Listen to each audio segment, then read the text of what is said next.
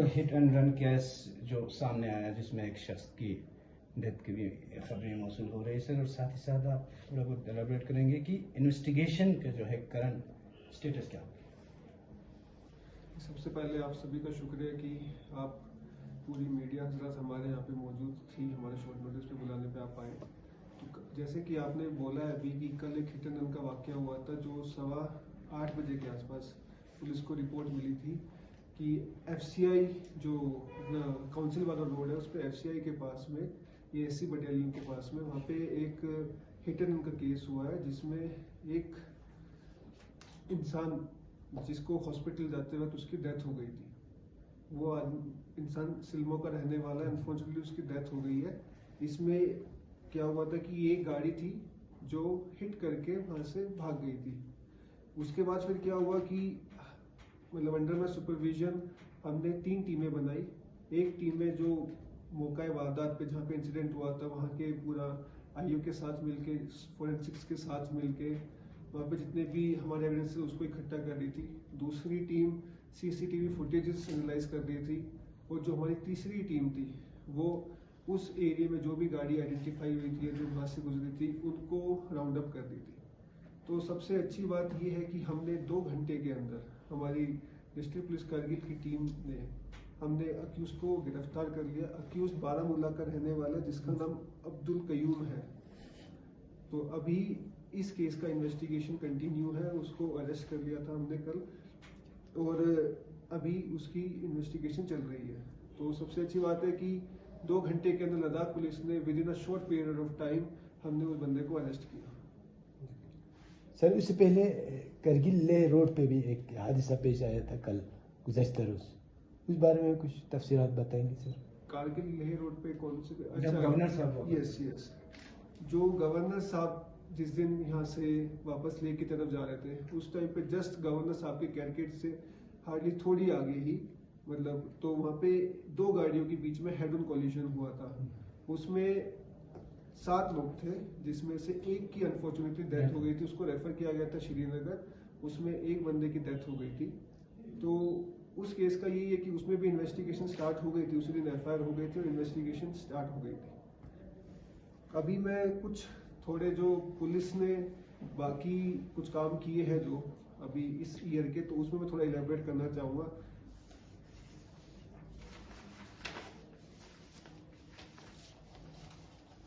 सबसे पहले ड्रग्स की रिगार्डिंग मैं कुछ आप लोगों को इन्फॉर्मेशन देना चाहता हूँ कि इस साल हमने 2 NDPS के केसेस अभी तक लगाए, जिसमें एक हीरोइन का केस है और एक हमने 476 ग्राम हमने चरस पकड़ी थी द्रास में।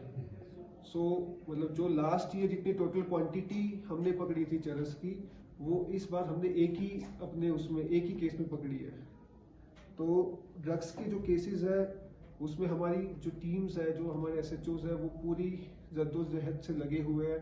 हमने हर नाके अपने टाइट किए हुए हैं ताकि जो भी ड्रग्स हमारे यहाँ इन्फिल्ट्रेट होता है बाहर से, चाहे वो हमारा हिमाचल से हो, चाहे वो हमारा जम्मू कश्मीर से हो, तो हम चाहते हैं कि ड्रग्स की जो वो इन्फिल्ट्रेशन है वो कम से कम हो जाए, बल्कि हम तो 0 ड्रग्स पॉलिसी जो है उसके तहत जाना चाहते हैं।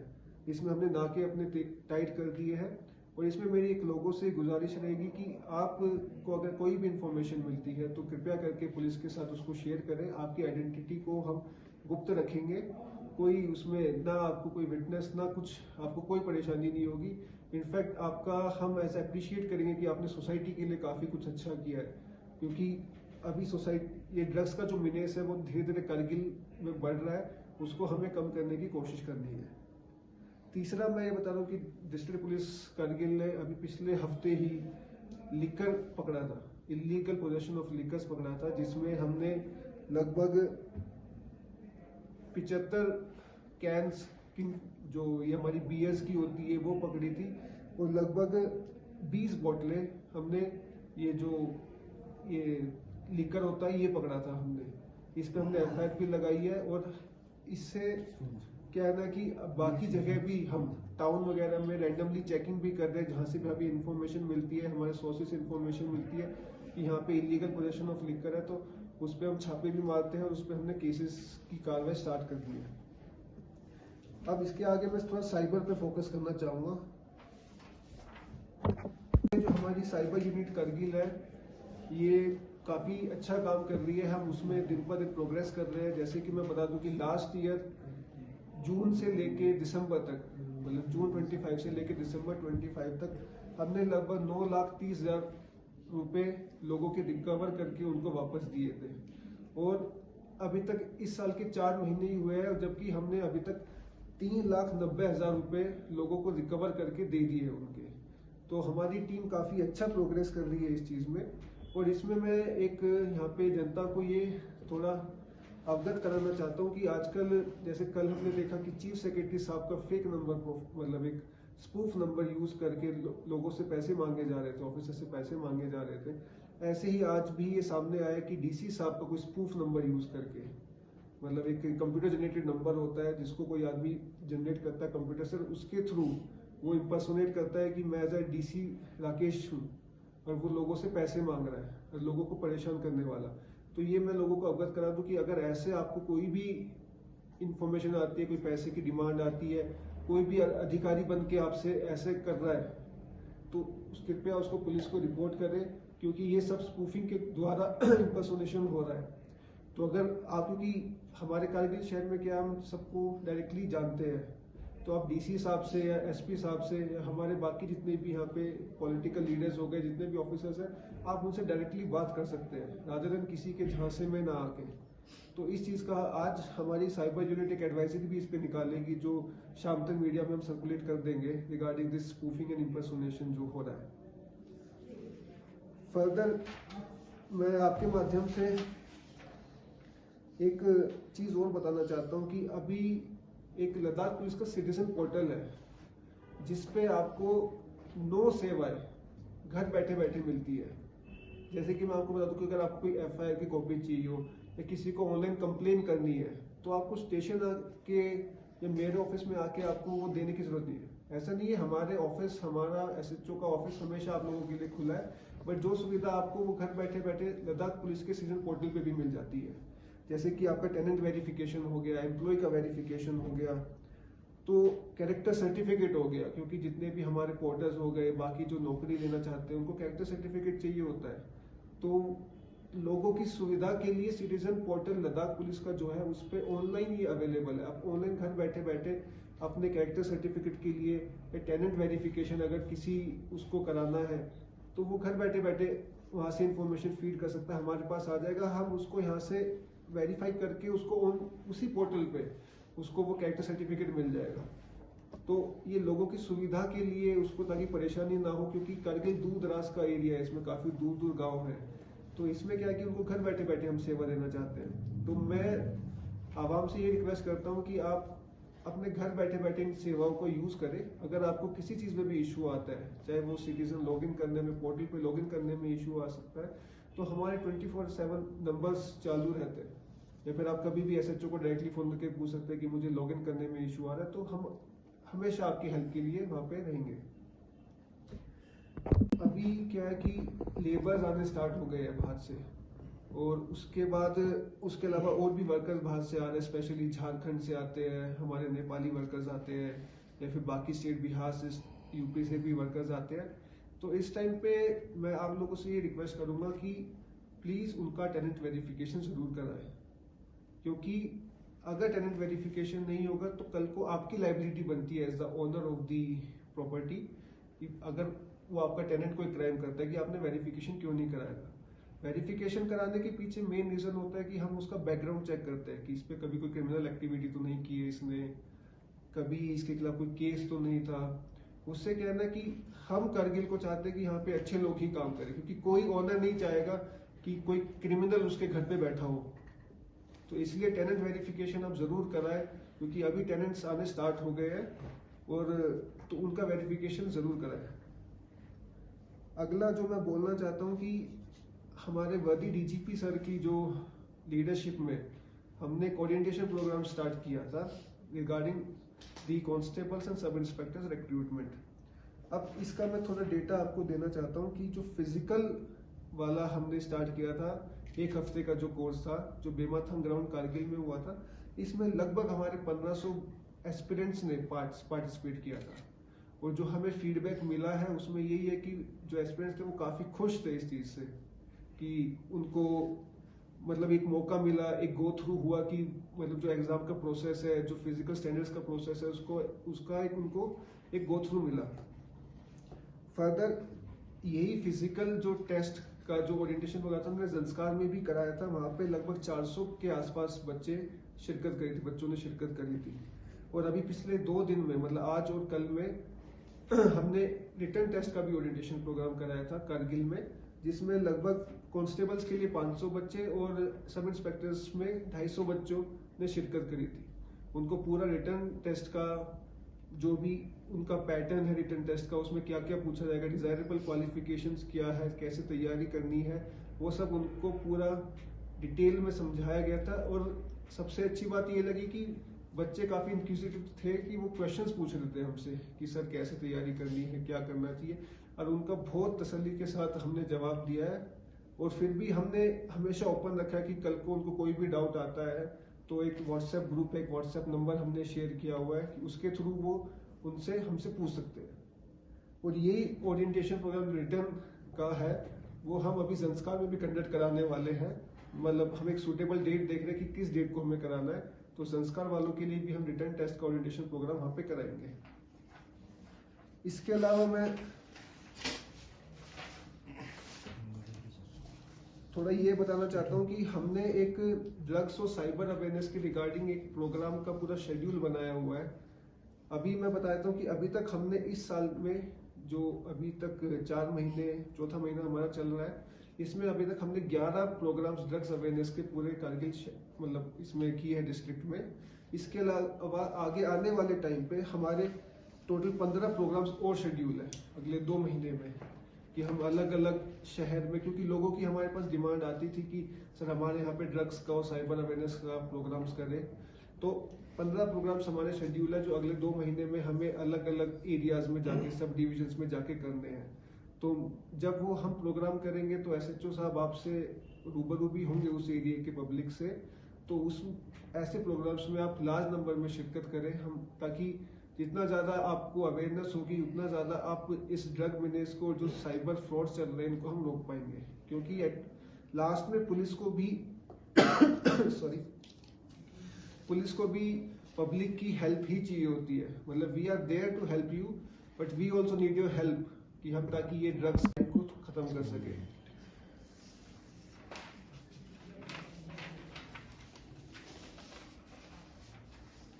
तो आज का जो ये मीडिया को बुलाने का मेरा मोटिव था वो यही था कि जो मतलब पब्लिक तक एक लद्दाख पुलिस की एक लार्जर व्यू में बात पहुंचे। स्पेशली जो मैं वही दोबारा फोकस कर रहा हूँ, सिटीजन पोर्टल जो लद्दाख का है, क्योंकि हमारे DGP सर हेडक्वार्टर भी यही चाहता है कि लोगों को घर बैठे बैठे सुविधाएं पुलिस की मिलती रहे, क्योंकि आपको हम तक ना आना पड़े। क्योंकि मुझे पता है पुलिस तक वही आदमी आता है जो थोड़ा दुखी होता है, तो आपके दुख में हम आपके पास आना चाहते हैं, ना कि आप हमारे पास आओ। पर हमारे दरवाजे हमेशा आपके लिए खुले रहेंगे और आप हमेशा हमारा साथ देते रहे।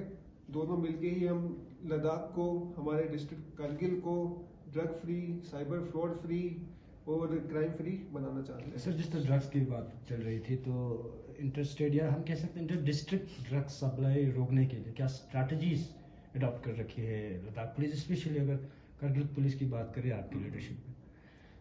जी, स्ट्रेटेजी की बात जो आप बोल रहे हो, इसमें हमने एक रोड मैप बनाया हुआ है। अब रोड मैप क्या होता है, वो तो लंबे टाइम के लिए होता है, बट शॉर्ट टाइम स्ट्रेटेजी हमारी ये रहती है कि जो भी इन पॉइंट्स है, इन्फिल्ट्रेशन वाले पॉइंट्स है, जो भी हमारे यहाँ पे अंदर आने वाले पॉइंट्स है, उस पर हम नाका चेकिंग करते हैं। अब वो नाका चेकिंग थोरोली करते हैं बिल्कुल, बट एक थोड़ा इशू इसमें ये आता है कि मान लीजिए कि 500 गाड़ी आ रही है, तो हर गाड़ी को चेक करना भी इम्पॉसिबल है, क्योंकि फिर उसके बाद शिकायत आनी शुरू हो जाती है कि थोड़ा टूरिस्ट परेशान हो जाते हैं कभी तो सॉरी। तो इसमें हम क्या करते हैं कि रैंडम चेकिंग, क्योंकि रैंडम चेकिंग करने से डेटरेंस बढ़ती है कि अगले को पता होता है कि भाई हाँ इस रूट पे चेकिंग होती है, तो यहाँ से सामान ले जाना, ड्रग्स ले जाना बहुत ही डिफिकल्ट है।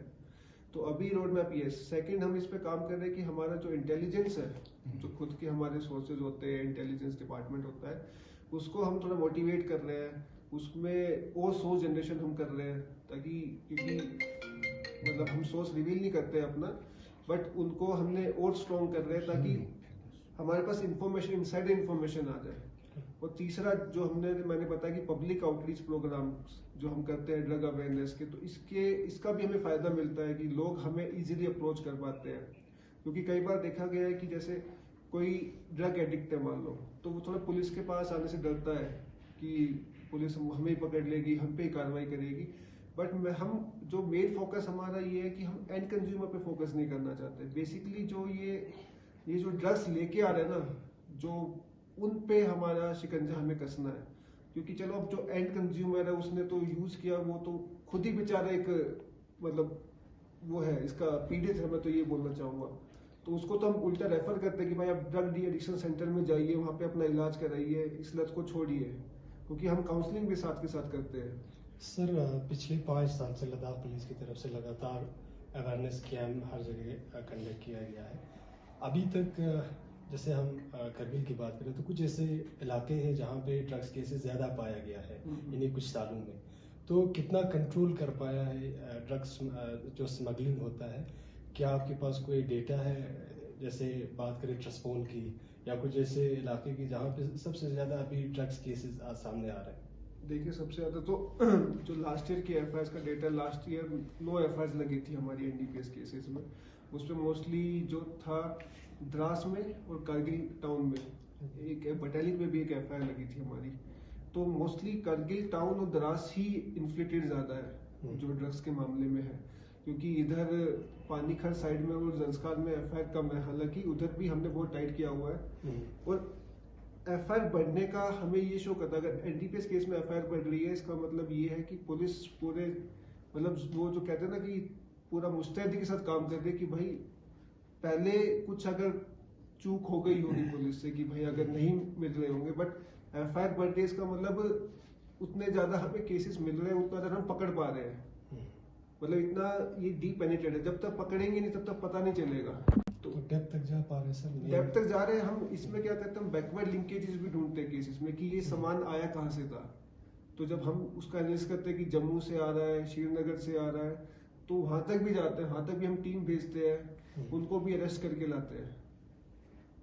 सर कुछ बच्चे जो है जिनको ड्रग्स न मिलने से बाज़ार में मौजूद जैसे पॉलिश होता है, करेक्शन फ्लूइड होता है, ये सोल्यूशन जो एक लिक्विड होता है, उनका इस्तेमाल बड़े पैमाने पर करते हैं। तो क्या कानून में ऐसा कोई राह है कि उनको मतलब जो दुकानदार है बच्चों को न भेजे, इस तरह की कोई है? और क्या दुकानदारों के लिए कोई आप इनको बच्चों को न भेजने का कोई पैगाम दे सकते हैं? जी बिल्कुल, आपने सही फरमाया है कि जितने भी ये पॉलिश हीटेक सॉल्यूशंस वगैरह बच्चों को नहीं भेज सकते आप। बट हमारे सामने भी कुछ केसेस आए हैं कि कुछ दुकानदार बेचते हैं, उस पर हमने रेड भी मारी है।